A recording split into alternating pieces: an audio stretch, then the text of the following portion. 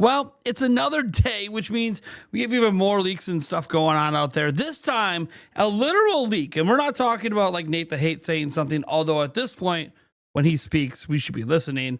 We're talking about an actual leak that came from the Pokemon Company accidentally leaking the upcoming Pokemon Presents for February.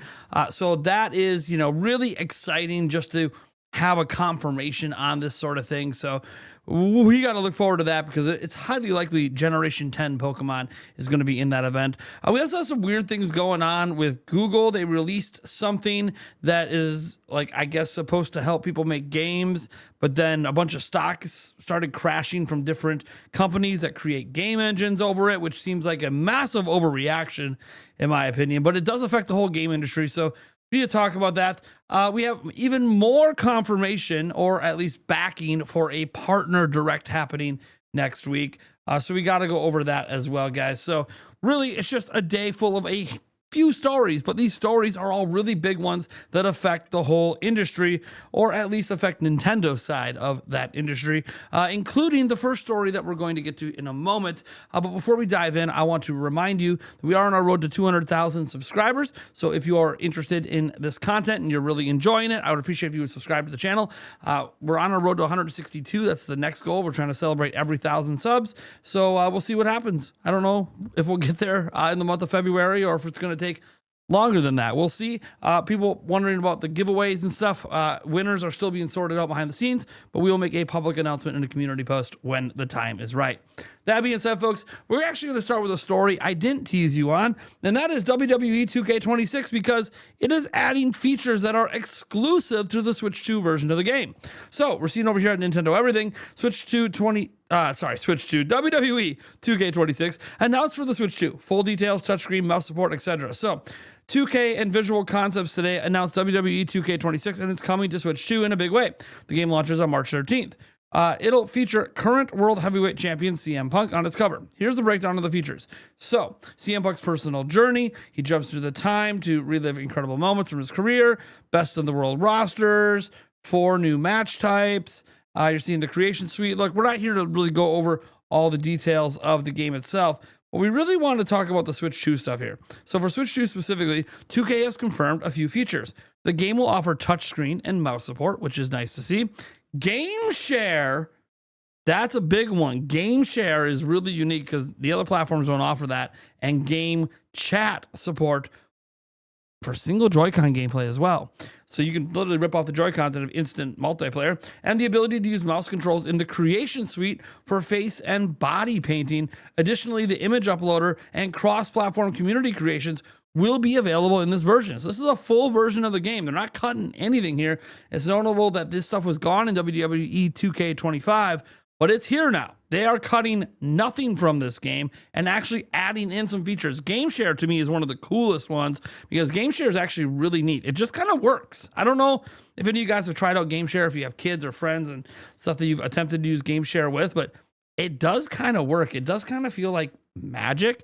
Not a surprise. Nintendo had a similar feature back in the day with download play, but this is even smoother than download play. So gotta give Nintendo some credit on game share, as now a third-party game is taking advantage of it. Next, we gotta get to this story about this Google AI game engine that's public. Let's just read this because it is actually creating really bad versions of Nintendo games. I bet you Nintendo is not happy about this.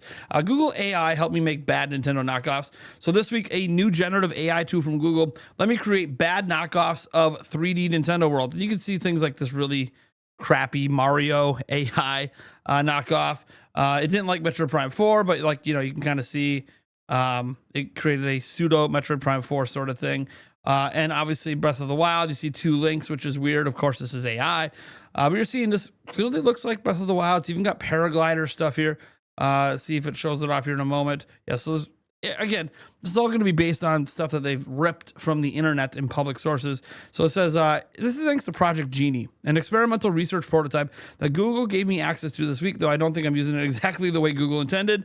Google DeepMind has been putting a lot of work into building its AI world models that can generate virtual interactive spaces with text or images as prompts. The company announced its impressive-looking Genie 3 model last year, but is only available as a limited research preview at the time. Project Genie, which will be rolling out to Google AI Ultra subscribers in the US starting today, will be the first opportunity for more people to actually try out Genie 3 and what it's capable of. The crazy thing about this, okay, is not that obviously there's some copyrighted stuff happening here. Nintendo's not going to be happy about that.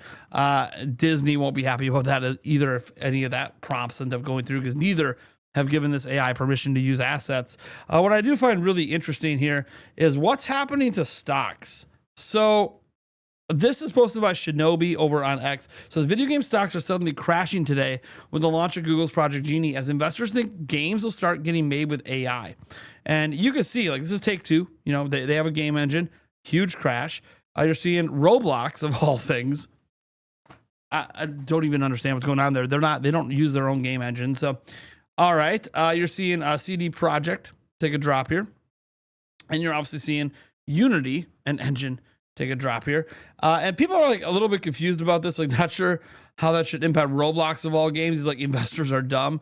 So it's really funny to me when we're looking at this stuff, because obviously this Genie AI and what people are able to create with it, at least, you know, the journalists and stuff that are messing with it, this is far from being like playable video games. So I don't really understand why all these investors are panicking and dumping stocks in all these companies that make game engines and stuff. It just doesn't make any sense to me. It's not like this looks like it's even close to good enough to end up replacing real people making real video games. But it obviously is a step in that direction. And obviously, as someone showed, hey, this isn't what they wanted me to use this Google AI stuff for, but look what I can do with it. And what you can do with it isn't actually legally allowable. So this always brings into that question of generative AI, of like using assets that they don't have rights to. Just because you can find videos online of Breath of the Wild and Tears of the Kingdom doesn't give you permission to use those assets. Nintendo owns those assets.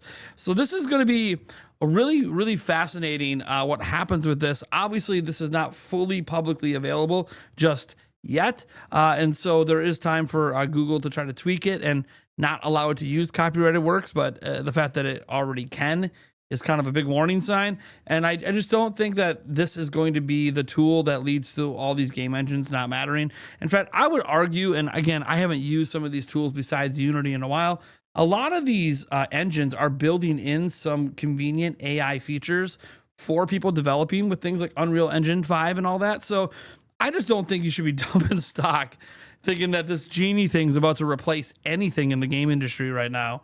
But, you know, as it goes with AI, people get really, really weird about this stuff. And look, it's a great tool when used properly. Obviously, that journalist was making a point that, like, you can use it improperly and this shouldn't be allowed. So I don't know. We'll have to wait and see what happens. I think the stocks shouldn't have been dumped. They jumped the gun. But also, I think AI valuation's been overinflated as well. So we'll see what happens long haul. AI is not going anywhere. It is a very useful as a tool set. There's a lot of really neat tools. Hell, I use AI at times for tools. Tools, though. Like, I'm not AI. This is real. This background, this is real. Although, I mean, I guess I don't know about this. This might be an AI image on the TV. I didn't make this crap. It's a fireplace video off of YouTube. Anyways, let's go ahead and get into another article here. This one dealing with the Nintendo Direct next week. That's right.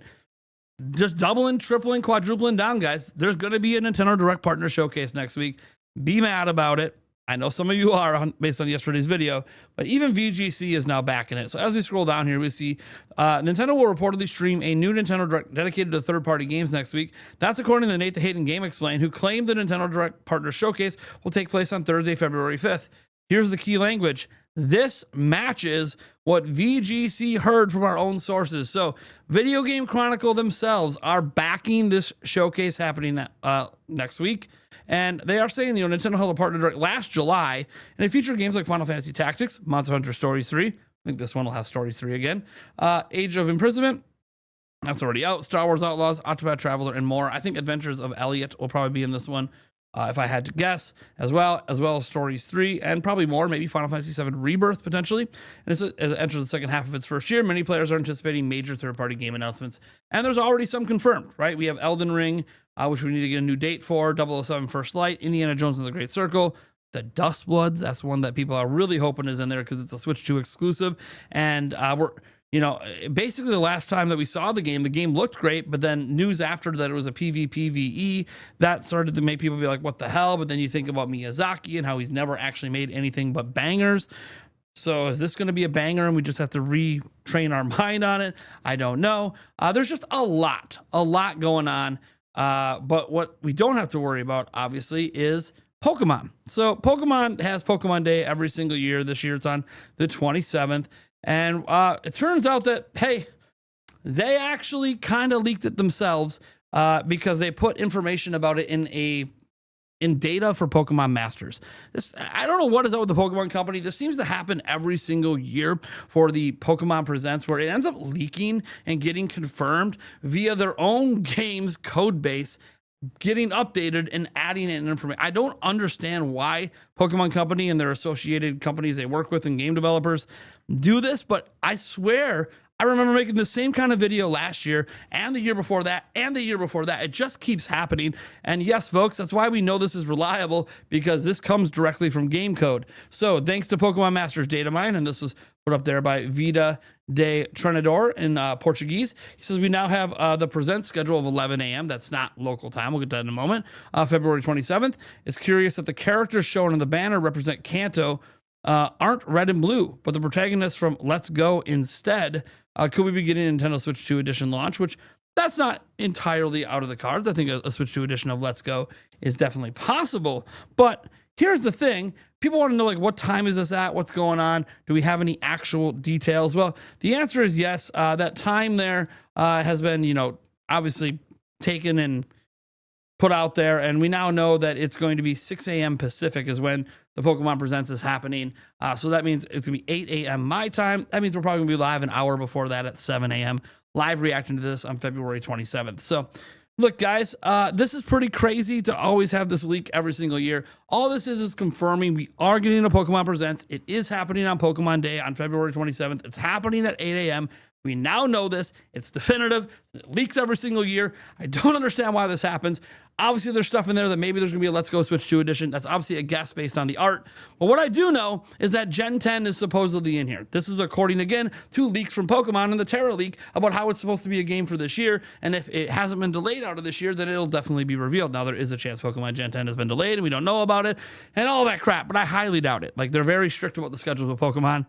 But we'll have to wait and see. So let me know what you guys think about the Pokemon Presents. And are you expecting Gen 10? And do you think we might possibly get a Let's Go Switch 2 edition or something else? Maybe they just keep using the Kanto things because they're just like, whatever. People like Kanto. It is one of the most popular generations ever, Gen 1. Or maybe it means something else entirely. It beats the hell out of me. Like, do we need Gen 1 remade again? I don't know. But I don't think that's what it means because the models themselves are literally Let's Go. So I think a Switch 2 edition of Let's Go seems like just much more logical in my brain to be something they might drop like this summer or something like that. That being said, folks, I am Nintendo Rubble Jams from Nintendo Prime. We have a Direct next week. We have probably more exciting news and leaks and rumors and all sorts of crazy stuff happening before the Direct. We probably should do a rumor recap video next week about all the third-party rumors. So that's probably a video that we'll put out on a day where it's a little bit slow for news because, maybe the day the Nintendo Direct is announced, like say it's announced on Wednesday for Thursday, maybe that's the day we drop a video recapping every single third-party game rumor for Switch 2 right now, because that can help set some expectations for the show. And then obviously we'll have our podcast and do bingo cards and all that as well. So guys, we got a really jam-packed next week. It's going to be kind of crazy. February, the partner showcase, and starting with the partner showcase plus Mario Tennis plus Virtual Boy. And then you end with Pokemon. It's a pretty strong month for news. We're going to have quite a bit to go over. So I want to thank you guys for being here. I have a lot of fun doing this. I hope you have a lot of fun being here with me as well. So much fun that you decided to subscribe. I am Nathaniel Robojance, and I know this mic is red and my shirt is red, and this doesn't make any sense. I wasn't thinking. Catch you guys in the next video.